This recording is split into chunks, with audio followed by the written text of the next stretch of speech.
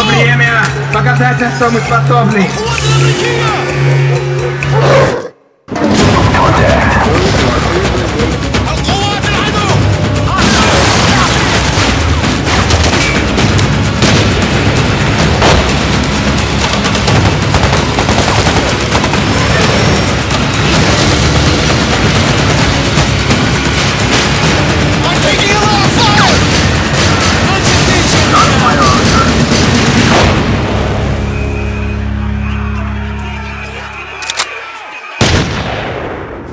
It seems like it was just yesterday when the first Call of Duty was released in 2003. Of course, back then, the industry looked one hell of a lot different than it does today, especially in the realm of first-person shooters. The only thing that was more popular than sci-fi shooters back then was what seemed to be the ever-numerous subgenre of World War II shooters. Fast forward 4 years and about 3 dozen World War II games later, and you've got the industry as it is today, looking at bright new ideas on the horizon, while leaving old ideas like the World War II shooter in the eclipsing shadow of the next-gen market.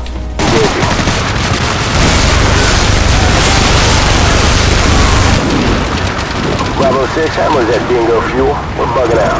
Big Bird will be on station for evac and test. Copy, Hammer. Bulk off Griffin, cover our 6. Thankfully, those geniuses at Infinity Ward decided, much to the dismay of some misguided fans, that they'd abandon what had come to be the iconic setting of their hit franchise in favor of the modern day, and I honestly couldn't be happier that they've done so. Call of Duty 4 has everything that really matters for any action-packed first-person shooter, as well as any other game in the series. Call of Duty 4 follows a familiar story formula as you play from the perspective of multiple soldiers, an American Marine and a British SAS operative. Throughout the game, our two protagonists are fighting to take down a dangerous ultranationalist named Zakhaev, who's trying to overthrow the Russian government, and a ruthless extremist dictator named Al-Assad before they can do more damage. In the grand tradition of past games, you'll experience everything about the story and narrative from a seamless first-person perspective, with briefings in between missions, as well as in-game dialogue sequences feeding you the next piece of plot in the puzzle. While the story in Call of Duty 4 should be recognized for its immersive and cinematic realism, it suffers from the same cookie-cutter plot that you've seen in similar military-themed shooters. There's some evil bad guys, and if they're not stopped, a lot of innocent people will die. Even so, the fast-paced action and breathtaking style in which the game presents itself is just distracting enough to keep your attention on its most positive aspects. Every mission in the single-player campaign keeps you entertained with the most intense combat you've seen in recent years. Even though the setting has indeed changed the modern day, the gameplay is almost exactly the same as previous Call of Duty titles. If you want to hit what you're shooting at, you better use the sights on your gun, and fans of the series should have no problem recognizing that the left trigger is point and the right trigger is shoot. Your squadmate AI is good enough not to get in your way, and they'll even throw back an enemy grenade to save your life from time to time. Enemy AI isn't exactly groundbreaking, but the overwhelming numbers in which they throw themselves at you becomes reason enough to fear them midway through the game. The only thing more surprising than the game's intensity is the variety of things you'll get to do while playing. There are stealthy sneaking missions, plenty of sniping, others that have you in the gunner seat of a helicopter, and even a rail shooting mission in which you get to ride in an AC-130 gunship, providing air support for your allies below. You get to do so many different things that no one thing ever becomes repetitive or tiresome by the time you beat the campaign 6 hours later. Once you've beaten the campaign, you get to play the unlockable arcade mode, and if you've acquired any of the game's hidden intel items, several other options that can become quite bizarre.